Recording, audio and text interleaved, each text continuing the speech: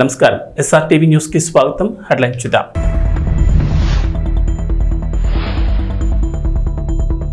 మూడవసారి ప్రధానిగా మోడీ ప్రమాణ స్వీకారం.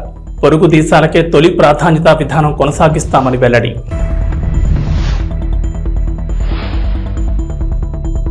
చంద్రబాబుకు కత్తి మీద సాములా మారిన మంత్రివర్గ విస్తరణ. కేబినెట్ కూర్పుపై తర్జన భర్జన. తెలంగాణకు రెయిన్ అలర్ట్.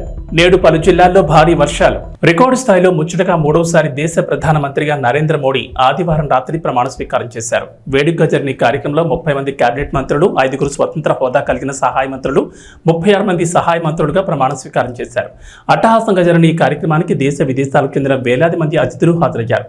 ముఖ్యంగా భారత్ పొరుగున ఉన్న 7 దేశాల అధిపతులు విచ్చేశారు. హిందూ మహాసముద్ర ప్రాంత దేశాల అగ్రనేతలు మోడీ ప్రమాణ స్వీకారోత్సవానికి హాజరయ్యారు. వీరిలో మాల్దీవుల అధ్యక్షుడు మహమ్మద్ ముయిజ్, నేపాల్ ప్రధాని పుష్పకమల్ దహల్, శ్రీలంక అధ్యక్షుడు రనిల్ విక్రమ్సింఘే, బంగ్లాదేశ్ ప్రధాని షేక్ హసీనా, మారిషస్ ప్రధాని ప్రవీణ్ కుమార్ జగ్నాథ్, భూటాన్ ప్రధాని Tshering Tobgay, Seychelles vice president Ahmed Asif ఈ వేడుకకు హాజరయ్యారు. ప్రధాని మోడీ మంత్రివర్గంలో ఈసారి మహిళా మంత్రుల సంఖ్య తగ్గింది. ఆదివారం ఎన్డీఏ మంత్రులు ప్రమాణ స్వీకారం చేసిన విషయం తెలిసిందే. ఈ క్రమంలో మొత్తం 7 మహిళలను మంత్రి పదవులు వరించగా వారిలో 2కి కేబినెట్ హోదా దక్కింది. అయితే గత ప్రభుత్వంలో 10 మంది మహిళా మంత్రులు ఉండడం గమనార్హం.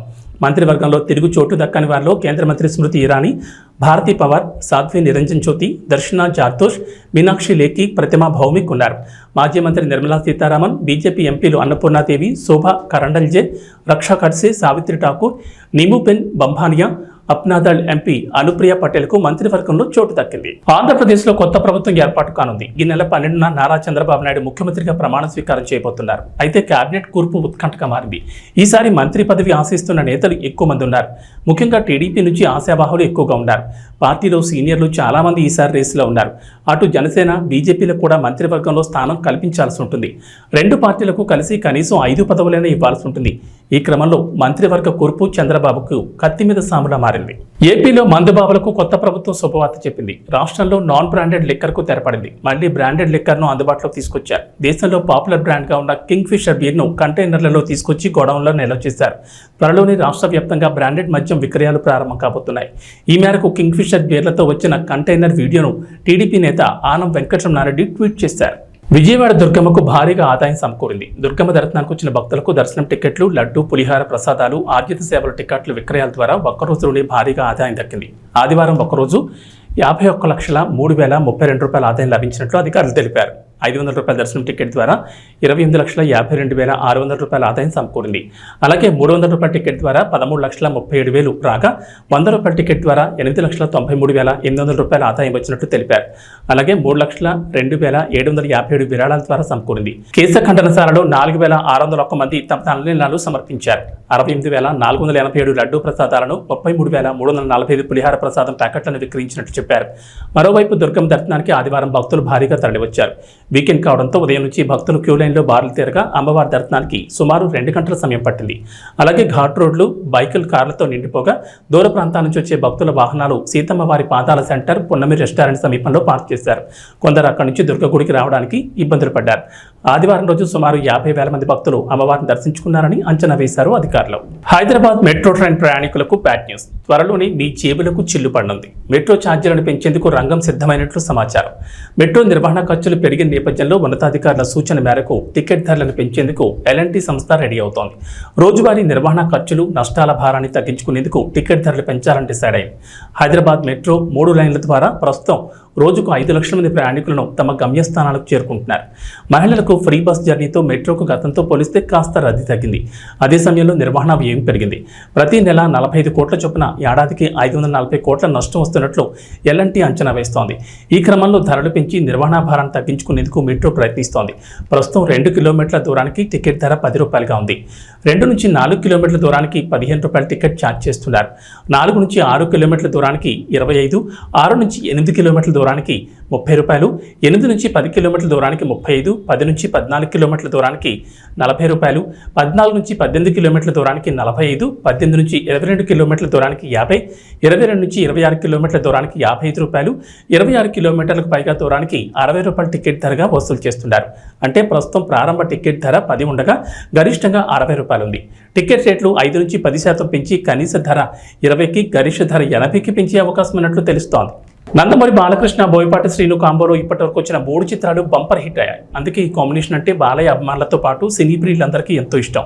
వీరి కాంబోలో వచ్చిన సింహ, లెజెండ్, అఖండ ఒకదానికి మించి ఒకటి పెద్ద హిట్ అయిన విషయం తెలిసిందే. తద్వారా ఈ కాంబో హ్యాట్రిక్ హిట్ కొట్టింది. దీంతో ఈ ఇద్దరి కలయికలో మరో సినిమా ఉంటుందని, అదే అఖండ 2 అని గతంలోనే ప్రకటించారు. ఇవాళ బాలకృష్ణ బర్త్డే సందర్భంగా Balayya, Boyapati cinema big update వచ్చింది. 14 రీల్స్ ఎంటర్టైన్మెంట్ బ్యానర్లో రామ్ ఆచంట, గోపిచంద్ ఆచంట నిర్మాతలుగా, బోయపాటి శ్రీను దర్శకత్వంలో బాలకృష్ణ హీరోగా వీళ్ళిద్దరి కాంబోలో 4వ సినిమాను మేకర్స్ ప్రకటించారు. బేబీ 4 వర్కింగ్ టైటిల్తో ఓ పోస్టర్ విడుదల చేస్తూ బాలకృష్ణకు పుట్టినరోజు శుభాకాంక్షలు తెలిపారు. ఇక ఈ మూవీలో బాలయ్య కూతురు తేజస్విని కూడా నిర్మాతగా భాగమవుతున్నారు. తేజస్విని గతంలో బాలయ్య అన్స్టాపబుల్ షో కూడా పనిచేసిన విషయం తెలిసిందే. ఇకపై పూర్తిగా సినిమా రంగంలోనే తేజస్విని ఉండబోతుందని సమాచారం. నరేంద్ర మోడీ 3వసారి భారతదేశ ప్రధానిగా ప్రమాణ స్వీకారం చేసిన సందర్భంగా బీజేపీ శ్రేణుల ఆధ్వర్యంలో అనకాపల్లి పట్టణంలోని 4 రోడ్ల జంక్షన్ వద్ద జరిగిన కార్యక్రమంలో మాజీ ఎమ్మెల్యే, నియోజకవర్గ టీడీపీ ఇన్ఛార్జ్ పియల గోవింద సత్యనారాయణ, జనసేన నాయకులు వేమరశెట్టి చిన్ని పాల్గొని బీజేపీ, టీడీపీ, జనసేన శ్రేణులకు మిఠాయిలు తినిపించి శుభాకాంక్షలు తెలిపారు. ఈ సందర్భంగా ప్రమాణ స్వీకార కార్యక్రమాన్ని టీడీపీ నాయకులు మల్లా సురేంద్ర, పోలారపు త్రినాథ్ ఉమ్మడి పార్టీ కార్యకర్తలతో కలిసి వీక్షించారు. నరేంద్ర మోడీ నాయకత్వంలో దేశం, నారా చంద్రబాబు నాయుడు, పవన్ కళ్యాణ్ నాయకత్వంలో రాష్ట్రం అభివృద్ధి పథంలో నడుస్తుందని ఆశాభావం వ్యక్తం చేశారు.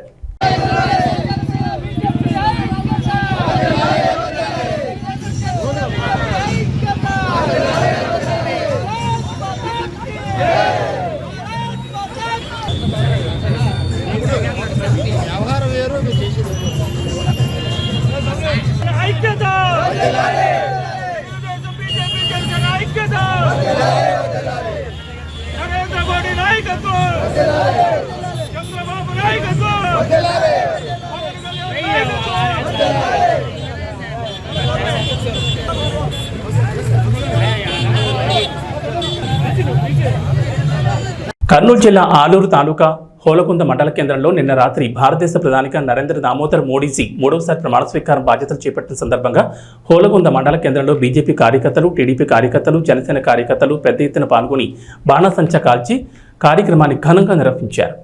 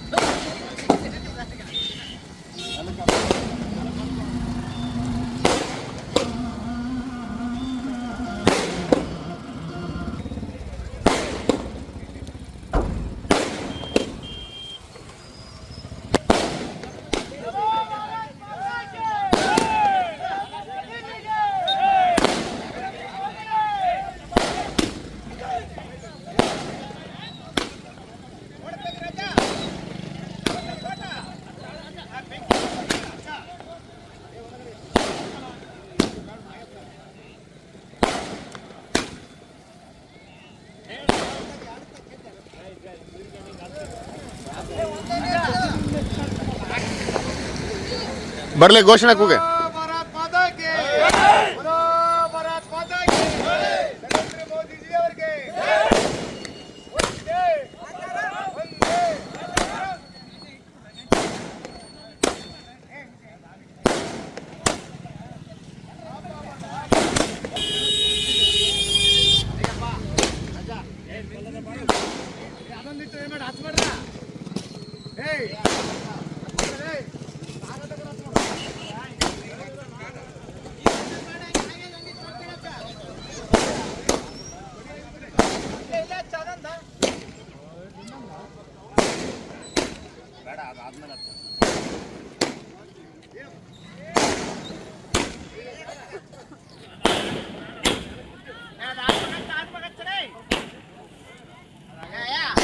అనంతపురం జిల్లా గుత్తి మున్సిపాలిటీలో విచ్చలవిడిగా విక్రయిస్తున్న నాణ్యత లేని మాంసం దుకాణాలు పరిశుభ్రత పాటించకుండా చనిపోయిన జీవాలు కోస్తున్నారా లేక ఆరోగ్యంతో ఉన్న జీవాలను కోస్తున్నారా అనేది గుత్తి ప్రజలకు ప్రశ్నార్థకంగా మారింది. గుత్తిలో మాంసం దుకాణాలు విచ్చలవిడిగా ఉన్నాయి. ఏ మాంసం దుకాణం వద్ద చూసినా కూడా అపరిశుభ్రత నెలకొంది. అలాగే మురిక్కారుల పక్కన తోపుడు బండ్లపై గొర్రెలను మేకలను కోస్తూ అక్కడే విక్రయిస్తూ ప్రజల ప్రాణాలతో చెలగాటమాడుతున్నారు. ఎక్కడ చూసినా దుకాణాల్లో విచ్చలవిడిగా ఈగలు, వివిధ రకాలైన దోమలు వాలి అపరిశుభ్రతతో మాంసాలు దర్శనమిస్తున్నాయి. దీంతో గుత్తి ప్రజలు అపరిశుభ్రతతో నెలకొన్న మాంసాన్ని తింటూ తమకు తెలియకుండానే వివిధ రోగాల బారిన పడుతున్నారు. కొన్ని దుకాణాల్లో అనారోగ్యాలతో బాధపడుతున్న గొర్రెలను, కోళ్లను కోస్తూ ప్రజల ప్రాణాలను పణంగా పెట్టి తమ వ్యాపారాలను 3 పువ్వులు 6 కాయలుగా వ్యాపారాన్ని పెంచుతూ లబ్ధి పొందుతున్నారు. అయితే గుత్తి 3rd గ్రేడ్ మున్సిపాలిటీ కావున సాధారణంగా మున్సిపాలిటీ హెల్త్ ఇన్స్పెక్టర్ వారంలో 1 లేదా 2 సార్లు మాంసం దుకాణాలు తనిఖీ చేయాల్సి ఉంటుంది. అలాగే మాంసం దుకాణాల్లో వస్తువులకు పాల్పడుతున్న మున్సిపాలిటీ అధికారులపై విచారణ చేపట్టి తగు చర్యలు తీసుకోవాలని ప్రజలు కోరుతున్నారు.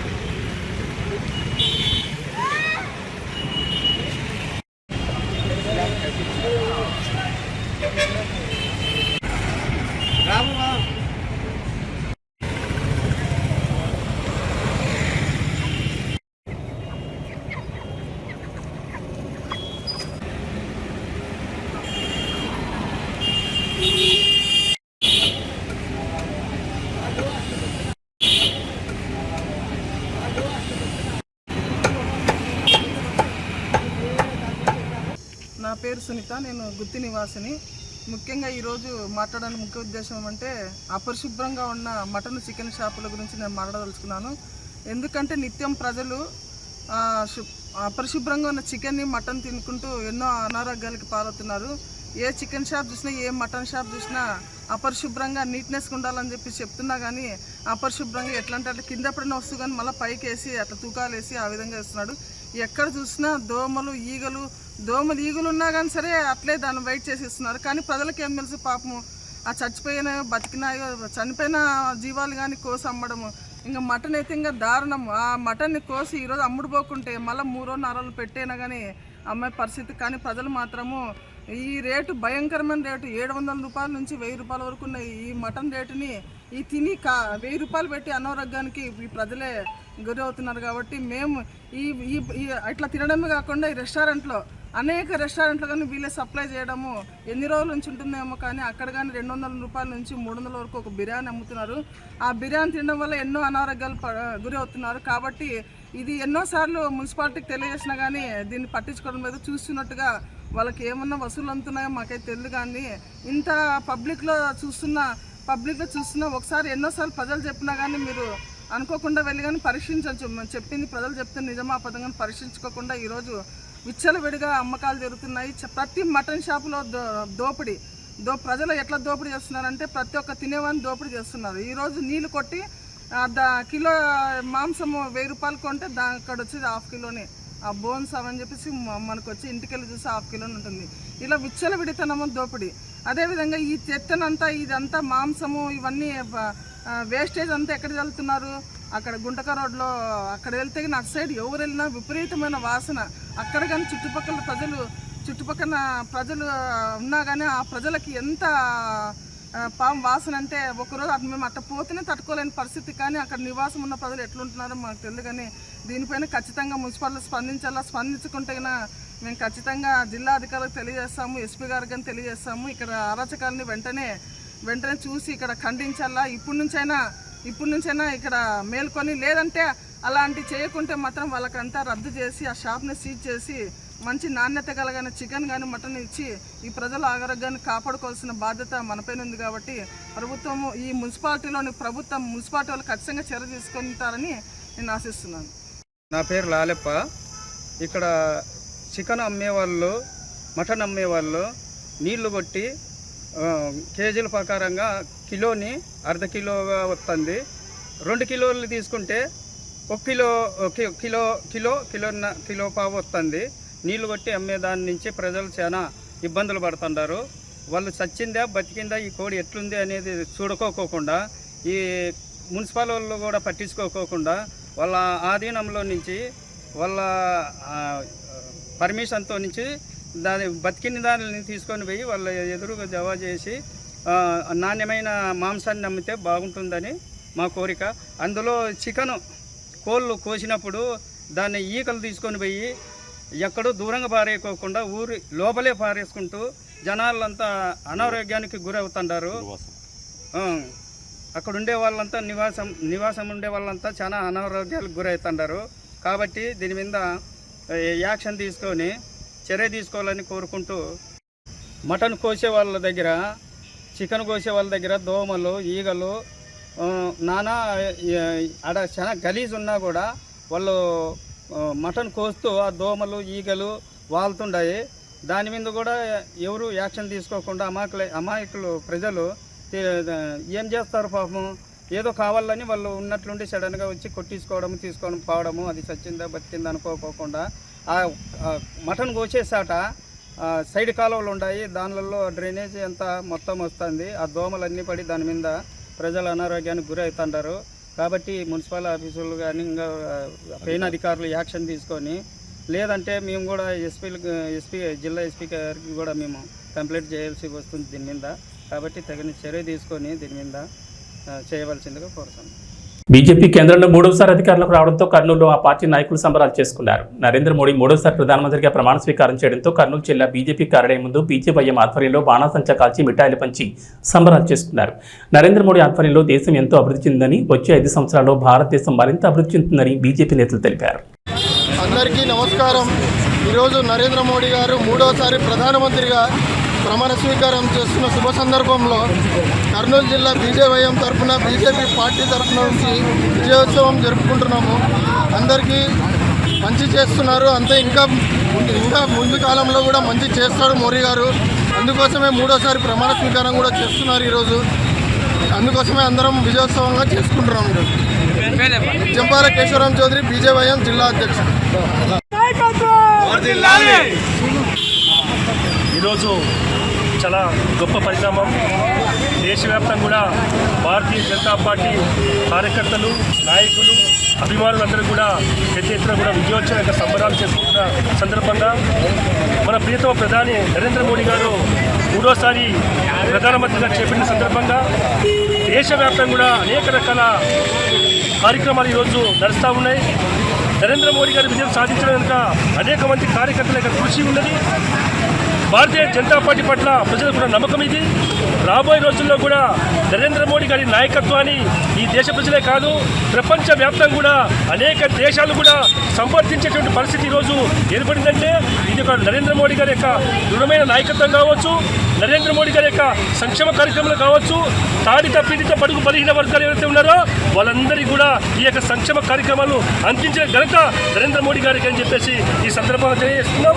రాబోయే రోజుల్లో కూడా మళ్ళా ఎలక్షన్లో కూడా నరేంద్ర మోడీ గారి యొక్క నాయకత్వంలోనే ఈ దేశం సుభిక్షంగా, సంపన్నవంతంగా, అన్ని వర్గాలకు న్యాయం చేసే విధంగా ముందుకు పోతారని చెప్పేసి ఈ సందర్భంగా తెలియజేస్తున్నాం.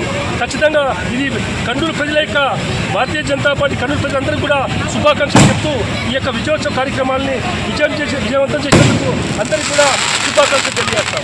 నందమూరి బాలకృష్ణ 65వ పుట్టినరోజు సందర్భంగా ఉమ్మడి నెల్లూరు జిల్లా Koduru division Balakrishna association president, Telugu Desam party Naidupeta పట్టణ అధ్యక్షుడు కందాల కృష్ణారెడ్డి ఆధ్వర్యంలో బాలకృష్ణ అభిమానులు, తెలుగుదేశం పార్టీ శ్రేణులు, నాయకులు, కార్యకర్తలతో కలిసి కేక్ కట్ చేసి పుట్టినరోజు వేడుకలు జరుపుకున్నారు. ఈ సందర్భంగా కందాల కృష్ణారెడ్డి మాట్లాడుతూ బాలకృష్ణ హిందూపురంలో హ్యాట్రిక్ ఎమ్మెల్యేగా చరిత్ర సృష్టించారని, అదేవిధంగా ప్రతి పేద ప్రజలకు అందుబాటులో తల్లి పేరుతో బసవతారకం క్యాన్సర్ ఆసుపత్రిని నెలకొల్పి ఎందరికో ఉచిత వైద్యం అందిస్తున్నారని, అదేవిధంగా అనేక సంక్షేమ కార్యక్రమాలు చేస్తూ అభిమానులకు అండగా ఉంటూ మమ్మల్ని వెన్నుతట్టి ముందుకు నడిపిస్తున్న మా నాయకుడు నిండు నూరేళ్లు ఆరోగ్యంగా ఉండాలని మనస్ఫూర్తిగా కోరుకుంటున్నామన్నారు.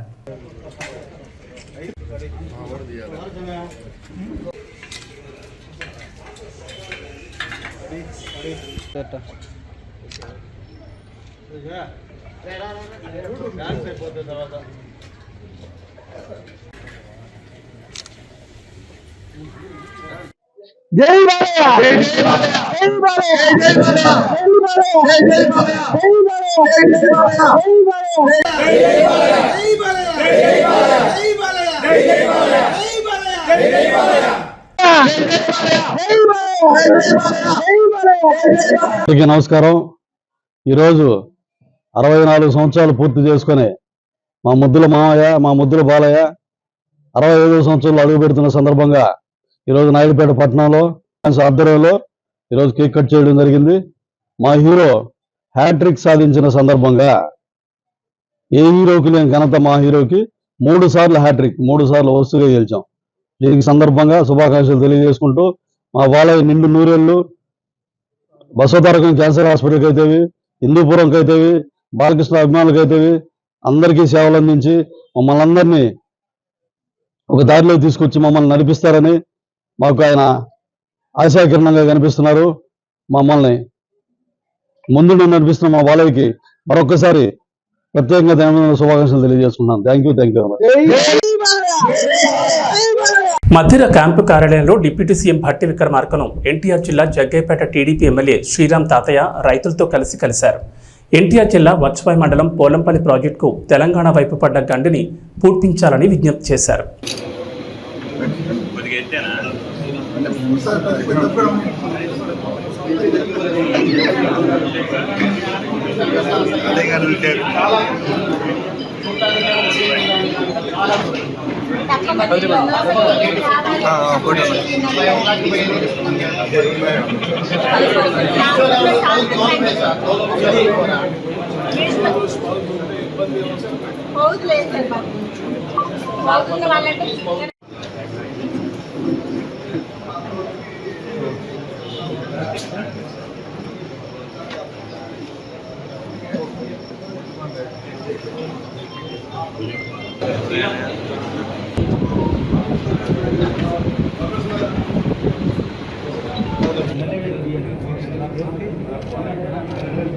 T20 వరల్డ్ కప్ 2024లో భాగంగా భారత్ వర్సెస్ పాకిస్తాన్ మధ్య ఆదివారం జరిగిన మ్యాచ్ ఎప్పటి మాదిరిగానే క్రికెట్ ప్రేమికులకు అసలు సిసలైన మజాను అందించింది.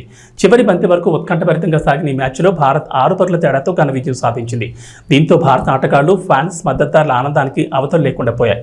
అయితే మరోవైపు పాక్ ఆటగాళ్లు, ఆ జట్టు ఫ్యాన్స్ తీవ్ర విచారణలో మునిగిపోయారు.